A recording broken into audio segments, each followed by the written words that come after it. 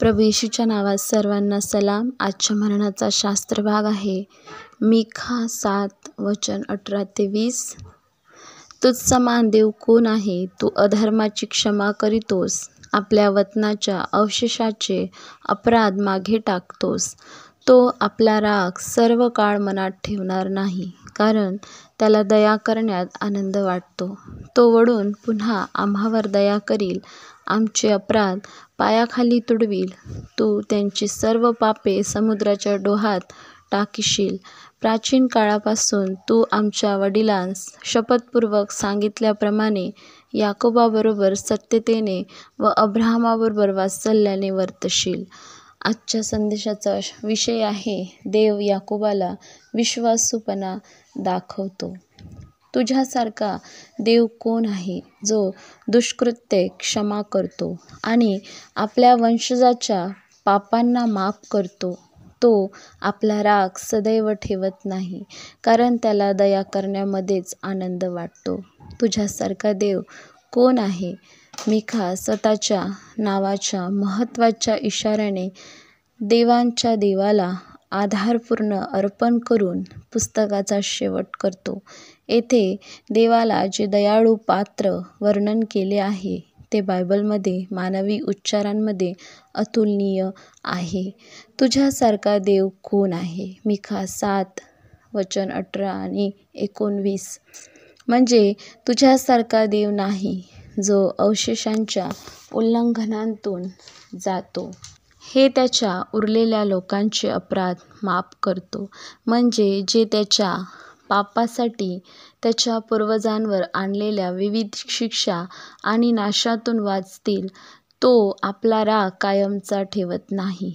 जरी त्याच्या न्याय नाराजीमध्ये त्याने त्यांच्या शत्रूंना त्यांच्या शहराचा नाश करण्यास, त्यांचा देश उजाड करण्यास सहन केले आणि त्यांना बंदिवासात पाठविले, तरीही तो त्यांना पुन्हा स्थापित करील आणि त्यांना मोठ्या समृद्धीच्या स्थितीत वाढवेल.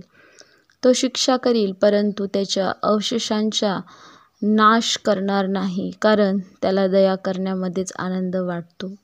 कारण पश्चाताप करणाऱ्यांना क्षमा करण्यात आणि आशीर्वाद व्यक्त करण्यात आनंद हा त्याचा स्वभाव आहे. तर शिक्षा करणे किंवा वाईट करणे हे त्याच्या विरुद्ध आहे. तो पुन्हा वळेल, त्याला दया येईल, किंवा तो पुन्हा आपल्यावर दया करेल. तो आपल्या पापांना वश करेल. तो आपल्याला केवळ दोषापासूनच नव्हे, तर त्याच्या सामर्थ्यापासून देखील सोडवेल, जेणेकरून ते आपल्यावर प्रभुत्व मिळवू शकणार नाहीत. तू त्यांचा पूर्णपणे नाश करशील, जसे तू फारो आणि त्यांच्या सैन्यांचा तांबड्या समुद्रात नाश केलास. हा विजय, जो केवळ ख्रिस्ताच्या गुणवत्तेने आणि सुवार्तेच्या कृपेने मिळू शकतो. संपूर्ण पुस्तकाचा समारोप करणारा एक गीतांचा उतारा संदेष्टा दैवी चांगुलपणाच्या विचारात आनंदित होतो. मिखा 7 अध्याय वचन 18 स्वरूप आपल्याला मिखाच्या नावाची आठवण करून देते. देवासारखा कोण आहे? संदेष्टांचा अर्थ असा नाही की इतर देवांना वास्तविक अस्तित्व आहे, परंतु ते खरोखर अस्तित्वात आहेत असे मानणाऱ्या इतर राष्ट्राच्या दृष्टिकोनातून बोलतात. ज्या दैवी गुणधर्माबद्दल बोलले जाते ते म्हणजे ज्याबद्दल अधिकाधिक आकर्षण होते, त्याच्या राष्ट्रीय पापाची त्यांची जाणीव जितकी खोलवर होत गेली, म्हणजे त्याच्या शिक्षेच्या न्यायाची साक्ष देण्यासाठी. मिखा 7:19. तो पुन्हा आपल्यावर दया करेल, तुडवतील आमची पापे तू समुद्रात टाकशील. मिखा 7 अध्याय वचन 20. तू याकोबाला सत्य दाखवू शकतोस, अब्राहमाला दया दाखवू शकतोस, जो तू आमच्या पूर्वजांना प्राचीन काळापासून शपथ दिली आहेस. मिखाही स्वतःच्या नावावर खेळतो की नाही याबद्दल शंका आहे.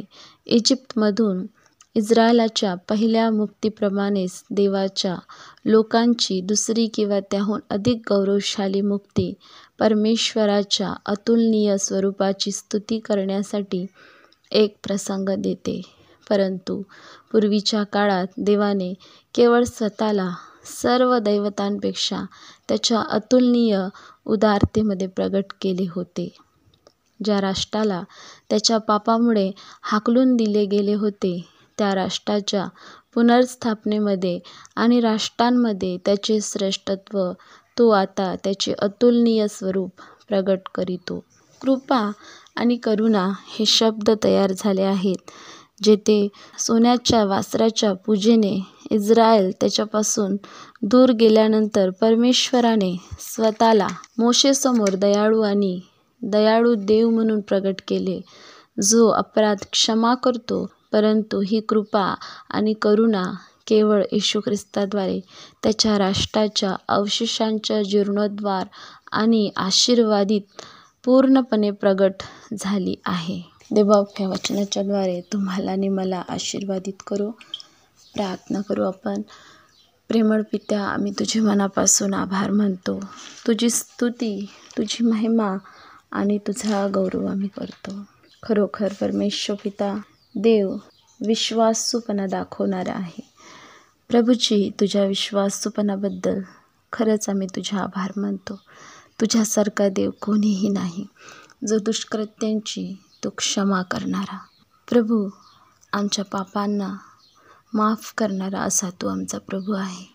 देवप्पा, धन्यवाद करतो आजच्या वचनाच्याद्वारे तू आम्हाला आशीर्वादित केले आहे. येशूच्या नावात प्रार्थना केली म्हणून तो ऐक पित्या. आमेन.